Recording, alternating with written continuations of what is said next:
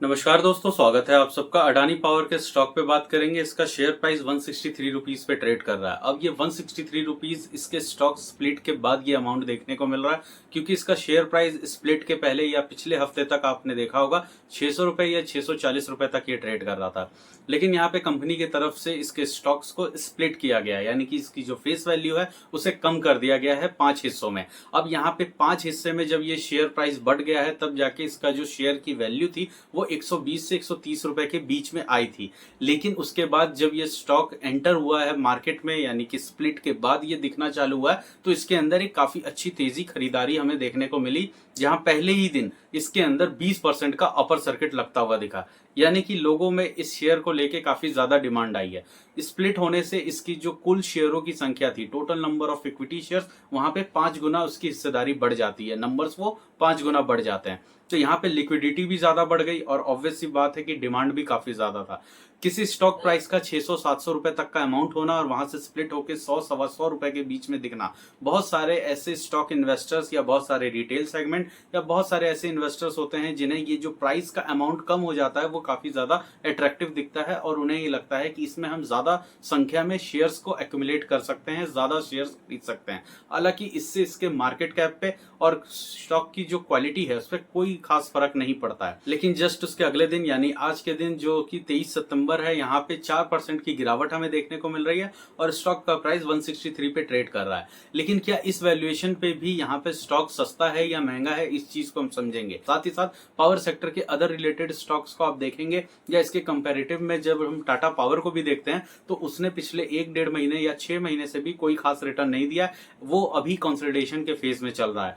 52 week high से भी काफी ज्यादा नीचे है और यहाँ पे अडानी पावर अपने 52 वीक हाई पे ट्रेड कर रहा है। तो यहाँ पे काफी ज्यादा डिफरेंसेस हमें इन दोनों ही स्टॉक में देखने को मिल जाएगा। लेकिन यहाँ पे अगर हम अडानी पावर की बात करें तो इस स्टॉक के अंदर जो ये तेजी देखी गई है, इसका पहला कारण तो स्टॉक स्प्लिट्स था, दूसरा वैल्यूएशंस काफी अच्छे थे, तीसरा पॉइंट ये कि ये सेक्टर के हिसाब से यानी कि पावर सेक्टर के हिसाब से सबसे ज्यादा अट्रैक्टिव, सबसे ज्यादा बुलिश ट्रेंड और सबसे ज्यादा कंफर्टेबल वैल्यूएशन पे ट्रेड कर रहा था। लेकिन उसी के साथ साथ एक न्यूज जो आती है जो कि इस स्टॉक को और भी ज्यादा अपग्रेड करवाती है, वो न्यूज ये था कि अडानी ग्रुप के ऊपर लगे हुए जो चार्जेस थे, जो एलिगेशंस थे, वो कोर्ट के तरफ से क्लियर कर दिया गया। मतलब अडानी ग्रुप को क्लीन चिट मिल गया है। चाहे वो हिंडनबर्ग का रिपोर्ट हो, वो पहले भी खारिज हो चुकी थी और उसके बाद सेबी की तरफ से भी कुछ यहाँ पे एलिगेशंस थे, वो भी क्लियर हो चुका था। तो इस वक्त अडानी ग्रुप को काफी ज्यादा बड़े क्लीन चिट मिलने के वजह से इसके अदर जो लिस्टेड कंपनियां हैं अडानी पावर के साथ साथ, उन सब में ही हमें तेजी देखने को मिली। लेकिन सबसे ज्यादा तेजी अडानी पावर में इसलिए देखने को मिली क्योंकि इसके वैल्यूएशन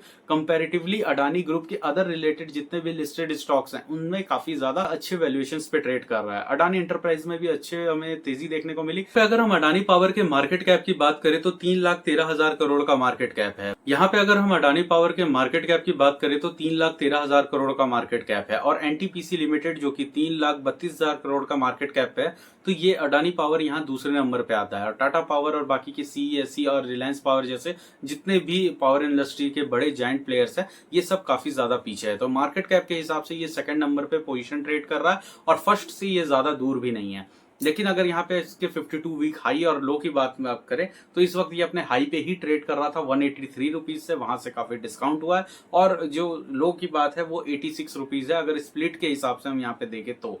लेकिन यहाँ पे अगर आप इसके पी वैल्यूएशन को देखेंगे तो 25 का पी वैल्यू है। लेकिन अगर आप इस वक्त इसका पी वैल्यूएशन किसी प्राइवेट कंपनी और इसके कॉम्पिटिटर में जो टाटा पावर है उससे कंपेयर करें तो ये इससे भी 5p अभी तक कम चल रहा है। उसका 30 का चल रहा है और ये 25 का चल रहा है। तो यहाँ पे प्राइवेट सेक्टर से कंपैरिजन में तो अभी भी अडानी पावर में थोड़ी बहुत अपॉर्चुनिटी बाकी दिखती है।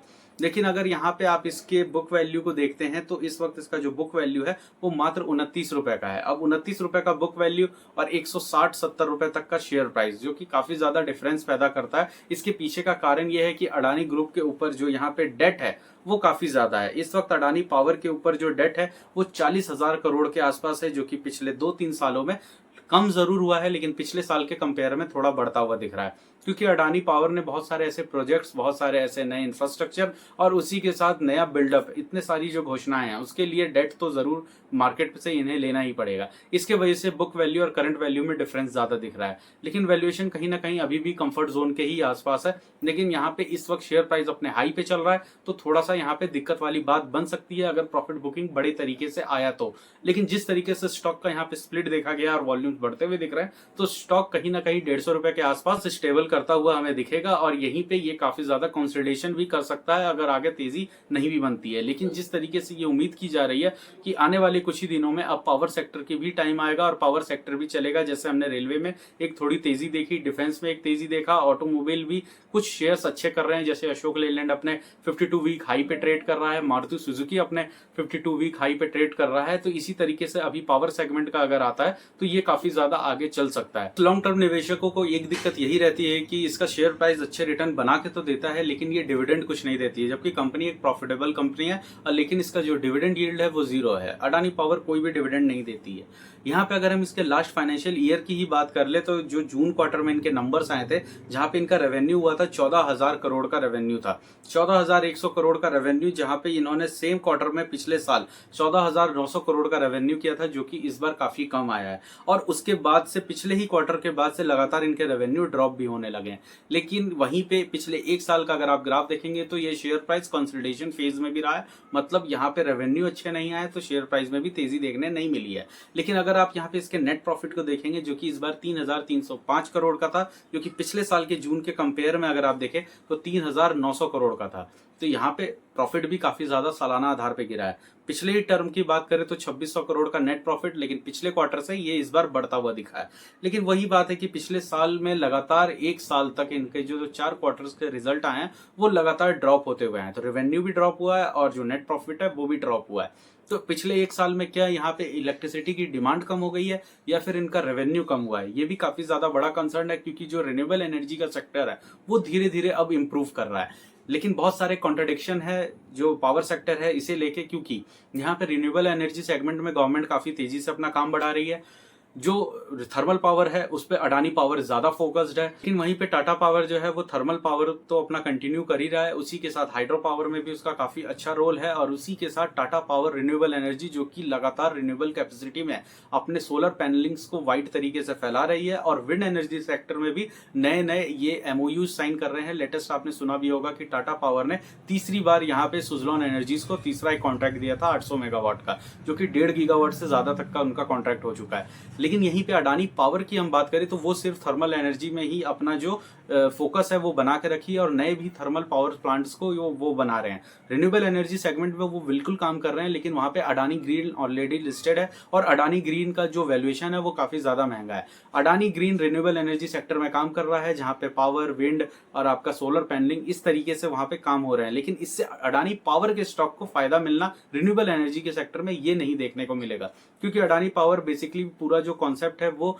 डिपेंड कर रहा है इसके एनर्जी जनरेशन पे, इलेक्ट्रिसिटी जनरेशन, जो कि सिर्फ थर्मल पावर प्लांट से ही आ रहा है। जो टाटा पावर है उसके अंदर एक ही शेयर के अंदर आपको पूरा इकोसिस्टम मिलता है, जिसमें थर्मल, हाइड्रो और जो रिन्यूएबल एनर्जी सेगमेंट है वो तीनों ही आ रहा है। तो ये भी काफी ज्यादा डिफरेंसेस और नोटिस करने वाले पॉइंट है। ये समय जरूर है कि अडानी पावर के शेयर्स में तेजी देखने को मिल रही है पिछले एक साल के बाद, लेकिन टाटा पावर भी पिछले एक साल से काफी ज्यादा डाउन ट्रेंड दिखा रहा है, तो क्या पता अगला जो बुलिश मोमेंट है वो टाटा पावर के स्टॉक में भी दिख सकता है। तो इस चीज को भी हम अगले वीडियो में टाटा पावर के ऊपर जो डिटेल वीडियो बना के इसे हम कवर करने की कोशिश करेंगे। तो दोस्तों ये तो रहा अडानी पावर को लेके एक छोटा सा इन्फॉर्मेशन, तो मिलते हैं अगले वीडियो में। नमस्कार।